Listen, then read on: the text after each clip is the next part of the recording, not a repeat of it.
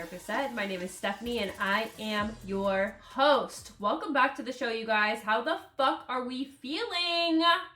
Happy fucking Friday. Bubsy's here in the building. Hi, Bubs. Welcome to the show, little guy. We can't really see him. I haven't really figured out how to get him on camera, but you can see his little white stripe. He's here, my little guy. Happy fucking Friday. This episode's just gonna be vibes, guys. On Wednesday, I feel that I gave you a lot, so today we're not crying on the track. We're not even gonna get that emotional. We're just gonna talk about vibes. I'm gonna talk about being a morning person. I'm gonna talk about just being sad about roadkill, and that was a pivot, and just the life we live in and how I feel sad about stuff on a random daily basis, and then talk about men a little bit, but I promise I won't get too into the F-boy situation, Mom. Okay? Love you guys. Enjoy! My mom. Your mom's dead. I know my mom's dead.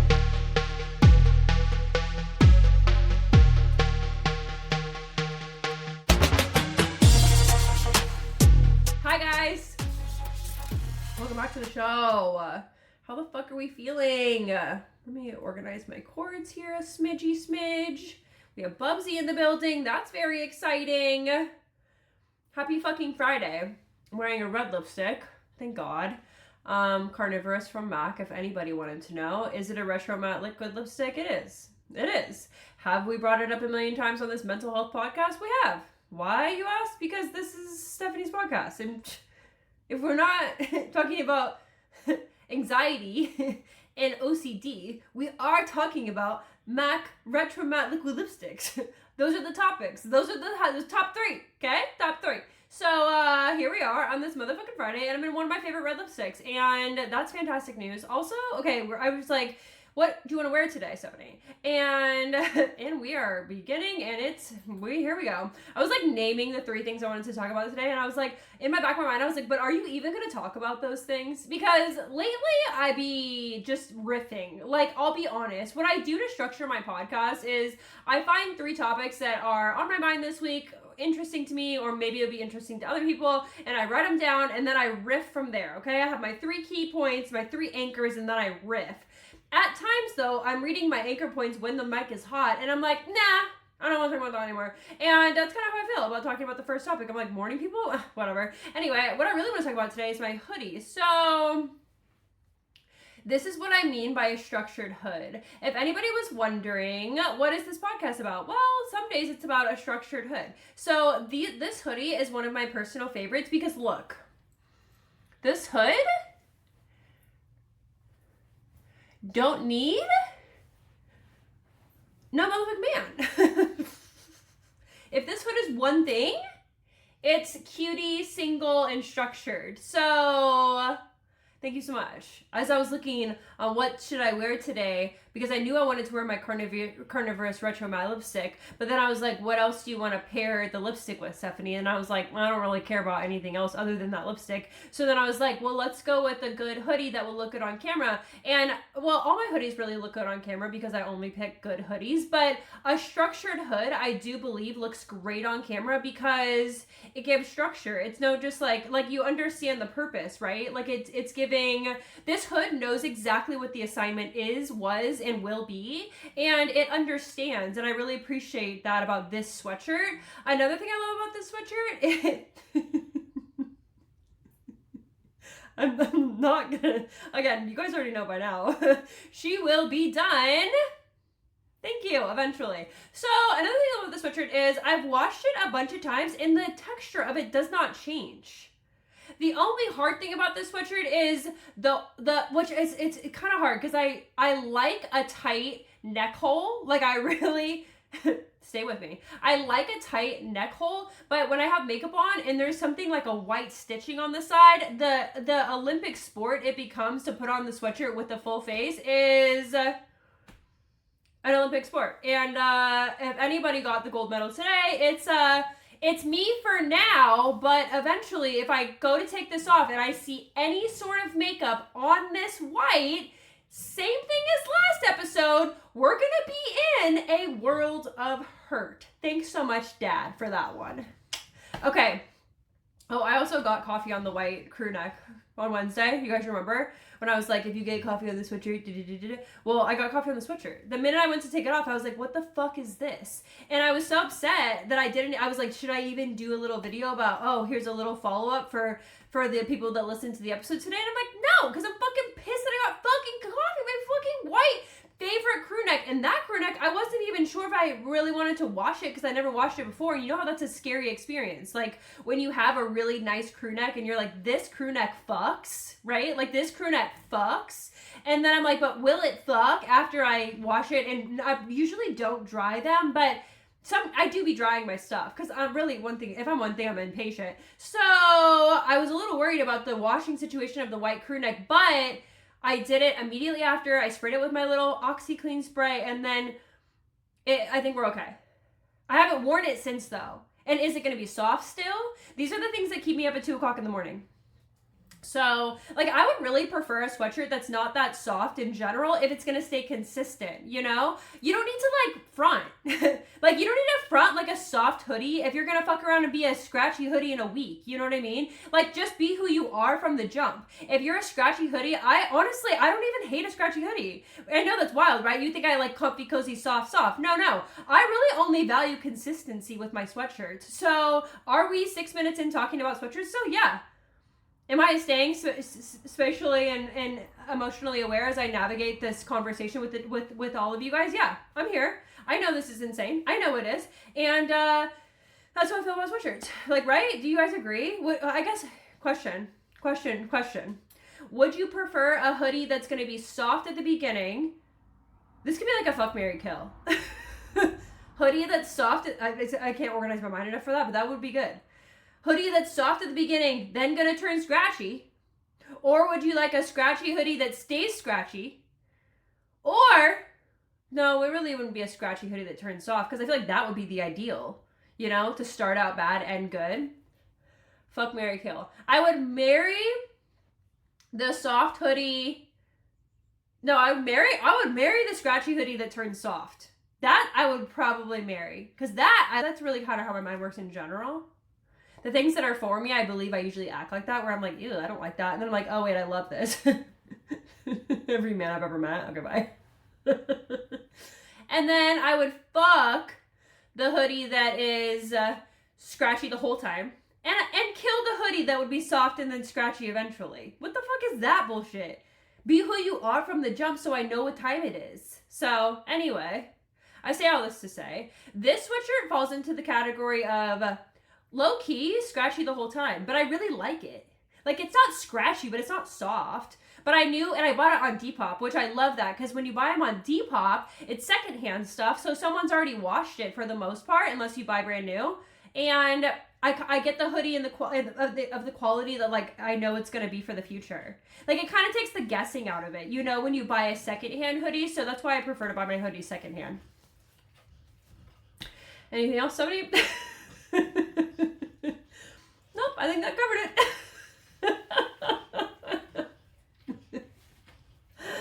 Not opening with 8 minutes about sweatshirts. This hoodies. My friend sent me a video from TikTok where this girl says that, and I literally love it.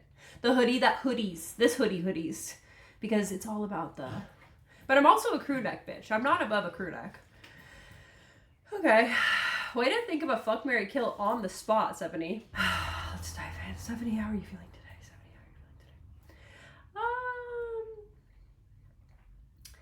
Today I feel grounded. I feel so cute. I feel better, if that's a feeling. I feel good. Can I just say one thing about Emma for a second?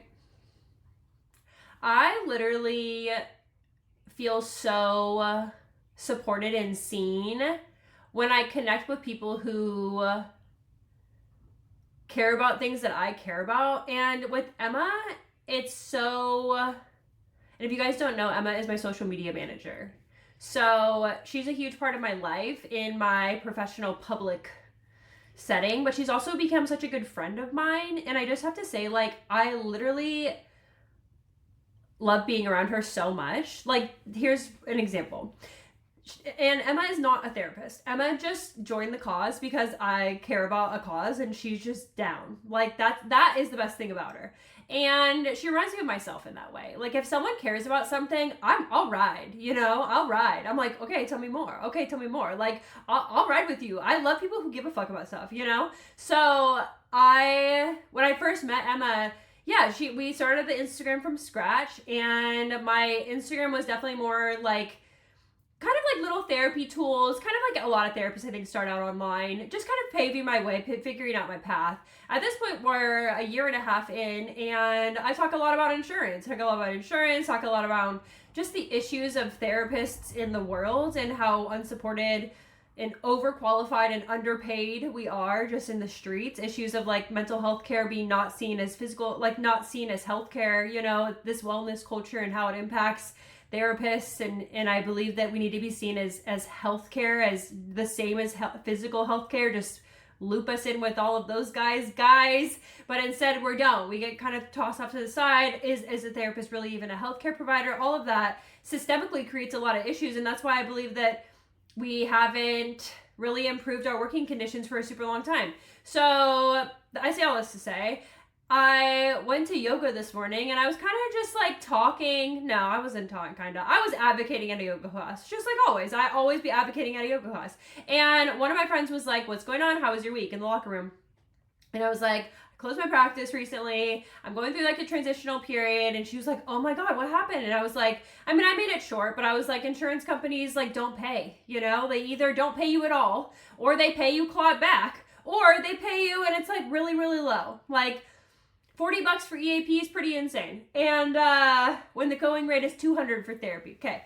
And it's just like these archaic rates that have never been updated for years. And I was like, eventually I just got tired of fighting. Because even when I realized that I was like winning the fight, I still wasn't making enough money to survive or live. So she was just like, that's heartbreaking. And I was like, thank you. And she just like gave me some space to talk about it. And I like to talk to people that are not therapists to get like another view. And I was asking her like, what would make you like care about therapists being in such unfair working conditions? And she was like, I feel like an angle you could try is talking about how, how people are always like, I don't like getting a new therapist, or like, I hate having to start over with somebody. And we were saying how like that's a lot of that I believe is a symptom of burnout, like burnout providers leave practices for whatever reason, or quit jobs, or stop taking insurance. I mean, there's a lot of changes that happen, and I'm not saying all the changes are a result of burnout, but a lot of the changes I believe are. So I was just talking to her about that, and she was like, I care about that because I love my therapist, and I wouldn't want to have my therapist burn out. She was like, my kid has been seeing his same therapist since he was a child, and now he's a teenager. And she was like, without that, it would be super tough. Like, to start over is really hard. So we were just talking about like what angle I could take to just get more people on board, not that it's the client's responsibility to advocate for therapy. And also, our mental health system as a whole does impact everybody, clients and providers, negatively. So we kind of all have to just talk about it. I'm not saying everyone needs to like be an advocate, but I do think that like talking about it is a piece of it. So I was just like thanking her for like listening, and thanking her for she was like, I'm gonna tell everybody about this, because I was telling her about EAP. My favorite thing to talk about. I was like, did you know that the going rate for therapy is $200 per hour? But if people get therapy through their work, it's through EAP. EAP reimburses at a rate of $40. And then people have the audacity it's not on them, but the audacity to ask for couples counseling through EAP, which breaks down to $20 per person. Like, and she was just like, and I was like, I can't accept it. Like, I can't work for that little money, Like, I just can't work for that. It just makes me feel like I'm not going to do a good job because I already have so many emotions about the thought of that, And I was telling her, I entered the field being like, I want to accept everything. I signed up for EAP. I signed up for all these insurance panels. I wanted to do it. But then when I saw the reel of the numbers, I was like, I immediately burnt out without even accepting a couple. Because the thought of it burned me out. Like, isn't that so bad? And we were just talking about that. And I was just like, it's unfair, and I feel bad because I know that I'm needed in the field. I know that we need more therapists. I know we need people to accept EAP couples. But, like, it could never be me. And I was just, like, telling her all of this. And She was like, I'm telling everybody about it. She was like, I didn't know the EAP only pays $40. I said, yeah, and they haven't updated the rates since like the 90s, which I looked it up, and that is true with EAP. So it's just like, are these archaic systems supporting therapists, you know? And it's just horrible, and it's the worst. So anyway, I'm talking to her about this morning, and she's like, I'm going to tell everybody. And I'm like, that's how it starts, you know? I think that's how it starts. So I get into my car and I'm driving home from yoga, and I just was like, I need to like share a little more just to kind of root the idea. At times I think my ideas just kind of go out into the universe. I share them with whoever, but then I feel like I need a root or a tether. I do keep stuff in my notes apps because I feel like people are going to be like, you can't rely on somebody else to be your tether. But I do keep stuff in my notes app. But in terms of like just vibes or how I'm feeling at the moment, sometimes when I get these like therapy ideas or mental health system concepts and feelings about it all, I do like, I'll tell Emma, because Emma is like such a good anchor for my thoughts. She's also just a grounding force for my thoughts too. And she's not emotional about the whole thing. Because for me, obviously I do my best, but my emotions do get wrapped up, and then I get angry, or I get like anxious or worried, or I don't want to come off like and be misunderstood, you know? So I feel like she helps cut through all of my emotions about it all. So I like, it's fucking 7 o'clock in the morning. And I'm driving home, and I just sent her a voice memo where I was just like, hey, I just want to say something about our social media angle. And I was like, I'm going to try to see if I can angle this in a way that will also help people that are clients of therapy understand the therapy, what's going on with therapists in our mental health system, and how in the US we're extremely unsupported. The burnout rates are really high for therapists, but no one's really talking about it, you know? And I was like, but therapists are getting to talk about it a little more, which is great. I just feel, and I was telling Emma this, the next step would be for clients to better understand what their therapist is going through. And I like laid that all out on her, and then she voice memos me back. Again, it's like 7 o'clock in the morning. And she's on the East Coast, so it's a little later, but it's still insane. It doesn't really matter. It's still insane, somebody that you're asking, right? It's insane. And I'm just like, hold my thoughts. Hold my beer, hold my thoughts. You know what I mean? Same thing. Like, I'm about to do some shit. I'm like, do some shit. And she's just like, she reflects back my ideas and my concepts in such a beautiful way. Like, she's just like, okay, I hear you. Like, I totally hear you that this is what, from a therapist perspective, this is what it is. It's like when we have bad therapy, quote unquote, bad therapists in the world, you believe it's a piece of that is burnout, right? Therapists are working in fields maybe that they shouldn't, or niche that maybe they shouldn't be working in, or they went and got a training and are doing a specific intervention on a client, and it doesn't land right, and then I don't know, bad therapy, right? There's a lot of reasons that we have bad therapists and bad therapy, right? But it happens so much in the world that I believe a big piece of this is burnt out providers. I think they're just not even supported enough to do the job long term. You know, a therapist that does the job for the first 3 months maybe is great. The second 3 months after the burnout hits, not as good, right? The quality of care starts to go down. So she's like, okay. She's like reflecting this back to me. She's like, okay, it sounds like you think that the burnout is behind everything. And she's like, I totally get that. And then she was like, as a client of therapy, I don't know how to help though. She was like, we compared it, and this is so smart. This is why I fucking love her. She was like, I compared in my mind to like fast fashion, right? We know, just like kind of I was talking about Amazon the other day. Like, we know we shouldn't be using these services, but we use them anyway because it's quick and easy and we value conveniency, right? So with therapy, it's kind of similar with the telehealth companies, right? It doesn't, yes, like BetterHelp pays their therapist $30 an hour. What are the patients supposed to do about that, right? That's what we were talking about. We're just kind of talking back and forth about it. And I just have to say, like, it feels so, and I don't have an answer. I don't have an answer. I hopped on the podcast to tell you guys exactly what I'm thinking today, and I don't have any answers to any of these problems. It's just things I think about. You know, how can we better educate the world on the mental health system and how broken it is? And then how can we do better as patients and providers? You know, I do, and Emma was like, essentially this has to start with therapists. And I was like, I totally agree. I do think there's an issue of like therapists all being collective because we're fragmented across so many licenses. And I also think part of it too is like, because there's like LMFTs, LPCC, LCSWs, and then there's fucking substance abuse counselors, and we have psychologists. There's so many different types of mental health providers. That's the first issue, I do believe. And we don't all talk to each other because we don't even report to the same board. We don't even, we're so fragmented. We don't work at the same places. That's a part of it.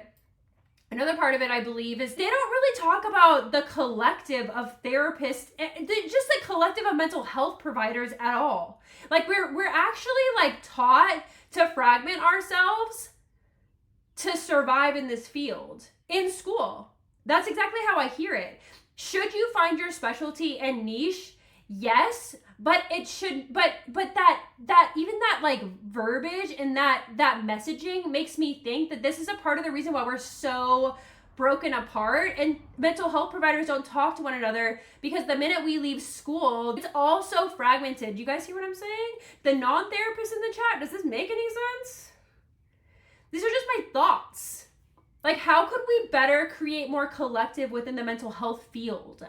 When I did that survey, I did it very intentionally for all mental health providers, because part of the reason I think we don't utilize our leverage is that we don't talk to one another that much. You know, if you don't work together, we don't really talk. But this mental health system we are all working in negatively impacts all of us, because there's very high percentages of burnout. That's the system being broken. Like, stop trying to correct the individual and let's look at the system the individual is working in. Honestly, part of me, and I know this is wrong. Well, it's not, I'm actually not gonna say it. I was gonna say, part of me doesn't get like additionally trained because I don't wanna dump money into a system that I know won't reimburse me or pay me back. Is that bad? Like, I look at those EMDR trainings and I'm like, okay, so $10,000. You want me to spend $10,000 to make $0 more money under insurance? I'm good. For me, getting additionally trained didn't make any logical sense. But if we had a system that supported additional trainings for therapists, then it would be a different conversation. But no matter, to the non-therapists in the chat, did you guys know this? No matter what training you get or no matter what specialty you find within our mental health field, your insurance will reimburse us at exactly the same rate, no matter how trained or not trained we are. So to get trained is something that individuals choose to do so they can find a niche and they can find their population of people to create a caseload. But your insurance, again, this is a medical appointment, right? Insurance can never be not a part of this conversation. Your insurance won't reimburse anymore, so how am I ever going to pay myself back for getting this training, you know? Unless I was cash pay, and I'm not. So it's kind of an unfortunate side of the field.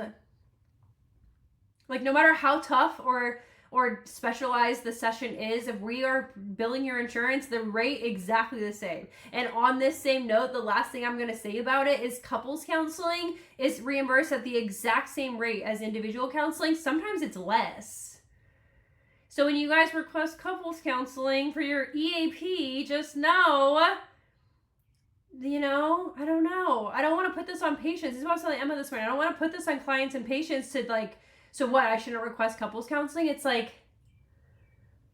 you can. I think just be aware that the therapist is making $40, you know? Just be aware. Because I don't know that we don't know we can change all this, but I think the awareness is good. Because I do think eventually something has to give, or else therapists are going to keep running out. So yeah. I said all this to Emma this morning, and I just really appreciate her for holding this space for me because it helps me get my thoughts out. I don't know what we're going to do about this mental health field stuff, you guys. I don't know what I'm going to do about how to create more accessibility within therapy or how to get reimbursement rates up. I don't know. I don't have an answer to all of that, but all I know in this moment is that therapists, I want to work against this fragmentation of our field. Like, no matter what, whether you're an LMFT or an LPCC or an LCSW or EMDR certified or IFS certified or you're a substance abuse counselor, you guys, we all do very similar work. And I think at the end of the day, we could all agree that the system we're working in is broken. That's it.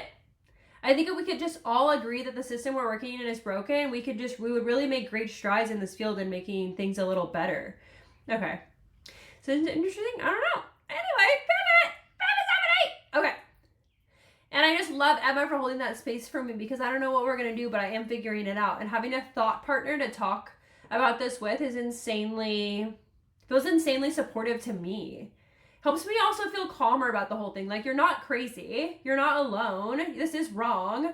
You might not have answers, but girl, you're onto something, you know? I think about my mind and like being a morning person, and I think about how annoying that must be. Or like, everybody in my life. Like, me as a friend is literally, she is gonna text you, voice memo you, even call you all before 10 a.m. After 10 a.m., I'm pretty heavy and deep into whatever I'm doing for that day, whether it be work, reorganizing my bookcase, I don't know. I'm just like out, like I'm out in the streets doing whatever, going to Trader Joe's, I don't know, doing my thing. 10 o'clock on, and then I'll probably get back to you 1 o'clock, 2 o'clock. But the way, you guys, like, I literally hit a major wall at like 3. Like, if you try to hit me up at 3 p.m. or later, you probably won't hear from me until tomorrow morning at 7 a.m. And then my whole life, I've been feeling like, is there something wrong with me? Like, this is very annoying to be this person. Like, I honestly don't love being this person. How am I supposed to see anybody if my freaking is awake at 4? Who's gonna want to listen to me try to fucking flip the mental health industry upside down at fucking 6:30? Who wants to listen to that? But somehow I found my people, and it's incredible that they listen to me. It really is. But I know I am not don't lack total self-awareness. Like, I tell Emma, I'm like, I know this is a lot. It's not even 7, girl. Not you being like, so then I think I'm just gonna create a company that like, what are we doing here? It's not even, the sun has barely even awoken, 70. Simmer down, turn down your silly goose. This is a lot for the morning, but I can't, you guys, I can't. But if you fucking hit me up at 3 p.m. or later, no, I can't. And there was a time where I was a 9 to 5 girly. There was a time, and I guess actually at that chapter of my life, I wasn't doing 5:30 yoga, which probably plays a role into all of this. But my mind has always been the most active in the very early morning. I was watching a documentary the other day about Toni Morrison, and she was talking about how she feels like the best part of the day is like before the sun comes up, and I could not agree more. And it's so, but I was watching it and I was like, I feel annoyed listening to her because I feel annoyed at myself for feeling like this. Because everybody's not awake at that time, and that's what makes it so special though, you know? Anyway, I don't know why I'm like this. Well, probably because when I was horseback riding, I used to have to wake up really early. My ride times would be at like 8 a.m. and we'd have to like go clean stalls, grain, clean tack, all of that.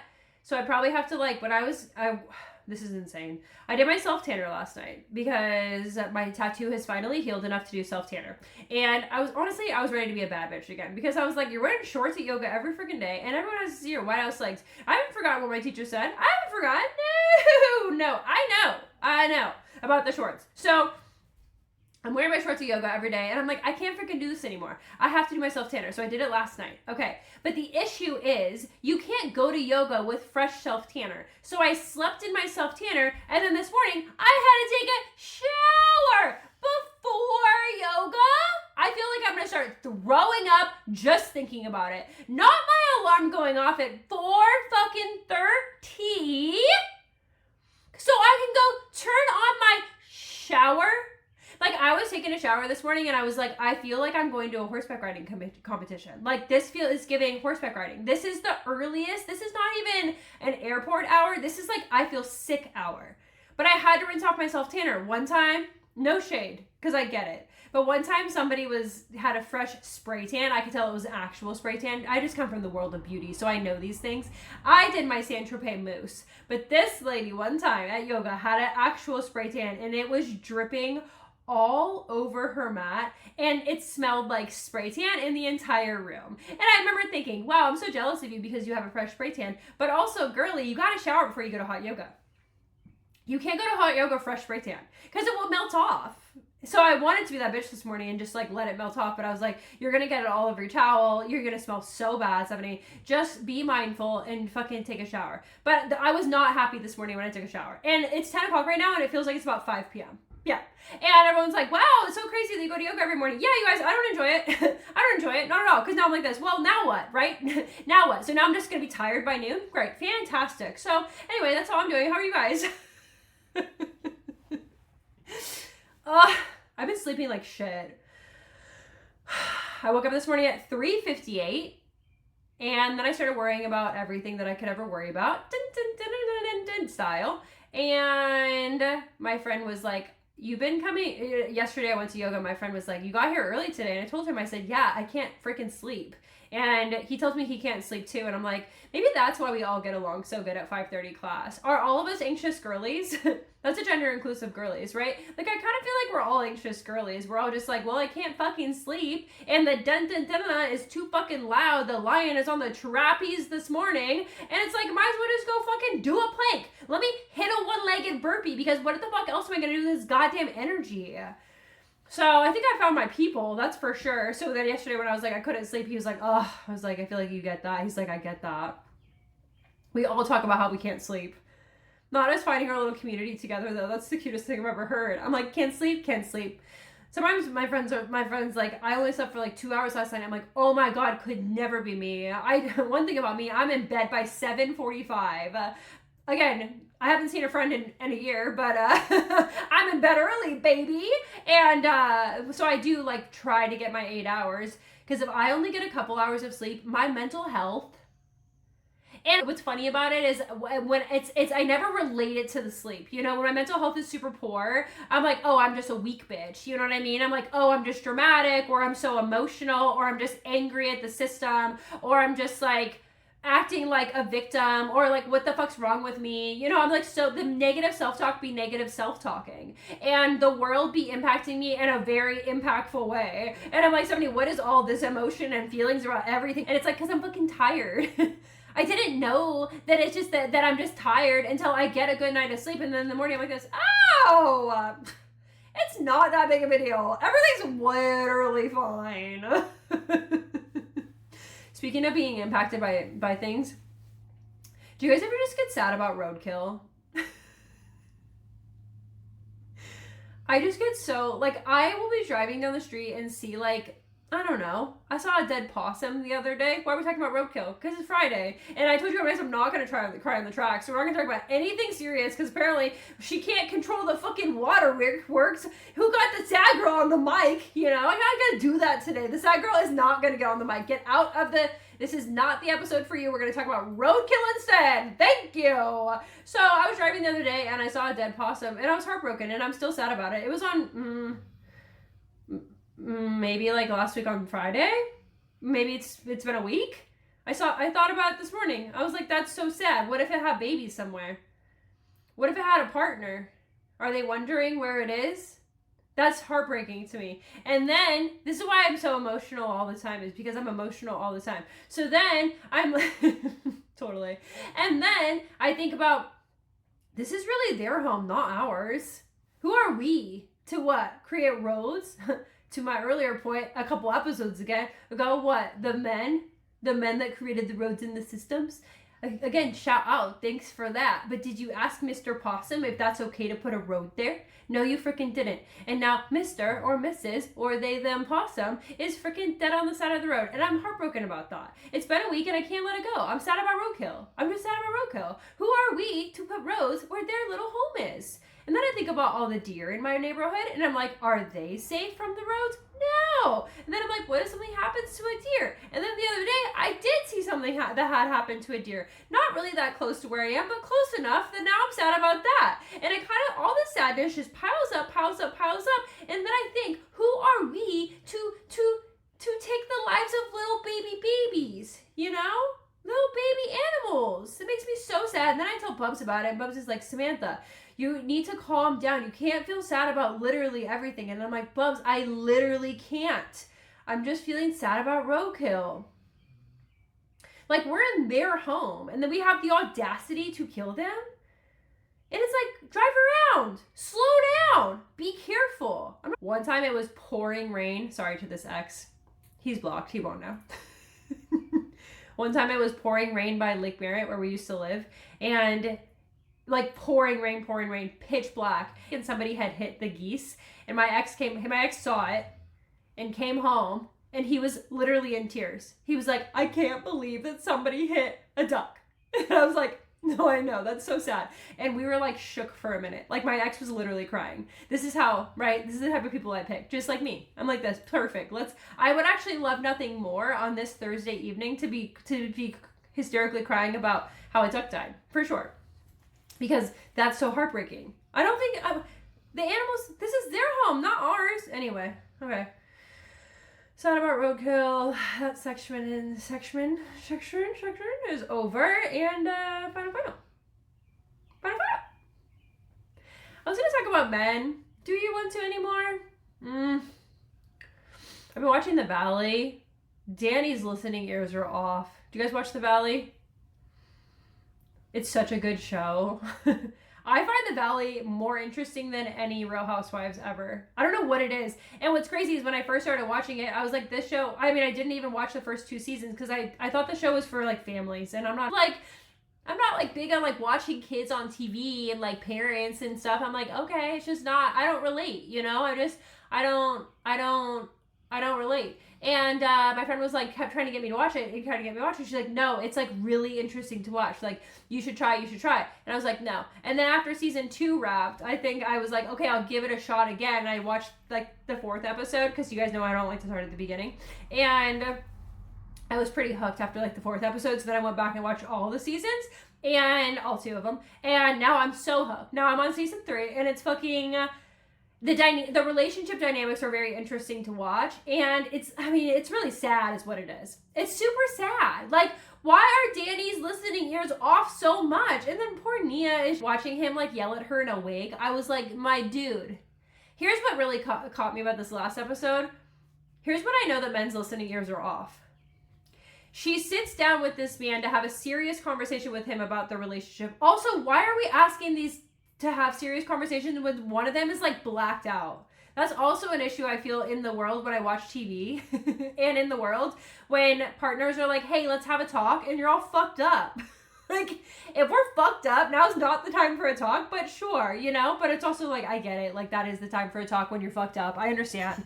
Like, I'm not above it all. I understand that. But Nia's like, we should talk now. Danny's fucked. He's like low-key blacked out, wearing a fucking wig. And she looks at him dead ass in the face and she goes, can you please take that wig off? I can't take you seriously. And he just ignores her. Listening ears off, like intentionally ignores her, leaves the wig on, so she has to have this serious conversation with him as he's dressed how he's dressed.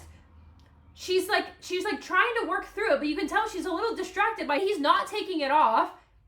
And then after they get through their really challenging conversation, he gets pissed, rips the wig off, and then goes inside. That type of behavior gives, I don't give a fuck about what you're asking me for.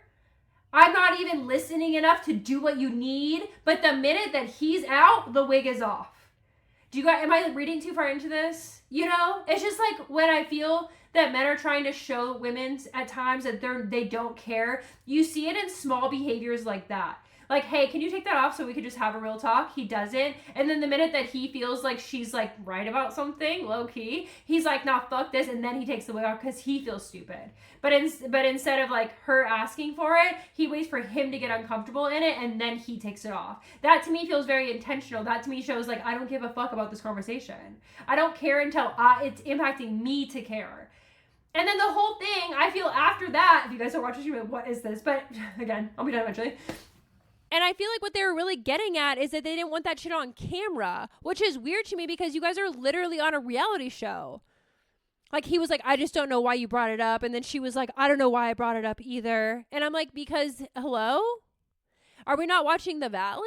Like, you cannot sign up for a reality show and then turn around and be like, but I didn't want to be real about my relationships and on this reality show. That to me begs for more questions, I believe, but I'm an honest bitch on this podcast. So I can imagine that if you're not an honest bitch all the time, it gets a little uncomfortable. But then again, don't sign up for a reality show. You know? Part of me feels like, okay, part of me feels like they're on the show because they want exposure, because they understand that exposure equals money. But then when they see the cost of the exposure, like being vulnerable about your interpersonal relationship dynamics, then they're like, oh, never mind. So they want their cake and eat it too vibes, you know? Like they want to have exposure. They want to be quote unquote famous so they can have more money. But then they're like not willing to share the real, which to Brittany's point about it all, I think Brittany's right. Brittany does show her real. Fucking Jax is in a mental health facility at some parts of the show. Her and Jax are like going through so much relationship shit on multiple seasons of the show. And Brittany's mad at Nia for not being more honest, and I'm on Brittany's side on that one. I do agree. I mean, I think Nia has shown and Danny have shown some, but I think that Brittany has shown way more. And again, everyone's different with what they're willing to be vulnerable about, so I get that. But at the end of the day, it's like to shame each other for wearing mics. Like, that happened. Like, literally, Nia was walking up to Danny in that one scene, and Danny was like, "Are you still mic'd? Take your fucking mic off." Like, over and over again. And it's like, what do you mean, are we still mic'd? We're filming, dog. Like, it's a live. We're filming. Last thing I want to say about this is, this is very niche. Hopefully you're a Bravo girly. If you're Bravo girlies in the chat, you're going to know this one. Amanda and West from Summer House. We can't act like that wasn't produced, guys. Do I believe they had a little relationship? Possibly. A little emotional connection? Maybe. But we cannot act like Bravo didn't set all that shit up. Because it was this whole outrage. I think they were doing is they saw how successful Scandival was with Tom Sandoval and Raquel having their little affair, which I do believe was real. And Ariana got cheated on. I believe that was real. I think Bravo saw how that shocked the world and how they got so many more views from that experience. It was fucking dark and sad and messy. And also, the exposure was fucking there. And I feel like they tried to recreate that with Summer House because I think this cast of Summer House is done because they started that new show In the City. And I think that in order to get In the City a lot of viewers, they were like, what if some outrageous relationship starts, like Amanda and West, who clearly fucks over Sierra, Amanda's best friend. I think they did all that. It was produced, I think, in that way so they could draw more attention to their new show In the City, and they could close Summer House in a similar manner to Vanderpump Rules and get a new cast. That was the Bravo section. Did we already talk about that? I don't know. That's not what I came to talk about. The Bravo segment. I love that, actually. Okay, final. No, I think I'm done. Wait, last thing. You guys, I have a fireplace in my house. #blessed. Thank you. And the one unfortunate thing about this, and I didn't know, but to clean out the fireplace is really fucking hard. And I don't do it that often. And I also use Duraflame logs, which I know are going to give everyone cancer one day. But, you know, it is what it is. And again, we value conveniency over everything. Interesting way to bring it back. Girly pop. And the other day on Wednesday, I walked into my living room, and why was my living room covered in ash? And then I realized this is why I need a dad. Not looking for a dad, but a dad would be nice. I realized because I didn't clean out my fireplace that the wind, because it was really windy the other day, the wind came down the chimney, blew all the ash all over my living room. Okay. Now what? Now fucking what? Okay. Do we like my nails? I'm not totally convinced on the whole experience. And I was like, I hate them. This is on Wednesday. Thursday morning, I wake up, I go to yoga. First girlie I see at yoga, she goes, "Oh my God, I love your nails." And then in my mind, I'm thinking, oh my God, my nails are so cute. And then I told her, of course I did, I hated them. But I was like, ever since you said that you like them, now I feel like maybe are they kind of cute? She said, they're so cute. I said, okay, maybe I'm just looking too close from far away. And she was like, and then I like did this. And she was like, yeah, girl, so cute. She was like, I love the chrome. I'm totally into the sparkly right now. And I'm like, oh my God, okay. So now I feel totally better about my nails. The way that I just needed one person to be like, hey, your nails are cool. I'm like this, oh my God, my nails are fucking cool. So all week long, I'm like showing my nails in every shot. Like she has fucking bad bitch nails because she's a fucking bad bitch. But I also put my rings back on. I think that helps the vibe. And then the self tanner, which helps everything, right? If anything's falling apart mentally, just put a tan on it and we're going to be a smidgy better, but at least like 5%. And then you get a girly compliment at yoga, and then you're another 5% better, right? So now we were at like 20% sadness. Now we're only at 10% sadness. See what I mean? See? This is also why we should talk to each other and compliment each other, because it does help us feel a little better. Okay, that's it. Wow. No crying on the track today. How was that? Bubsy. No crying on the track today. He scratched his little chin. I don't know doing what. Love you, Bubs. You want to tell them anything? Figure out a way to get him on camera more. Look how cute he is. He's the cutest dog I've ever seen. Okay, you guys. Happy fucking Friday. Have the best weekend ever. Enjoy your fucking time. Be safe. And I'll see you guys on Wednesday.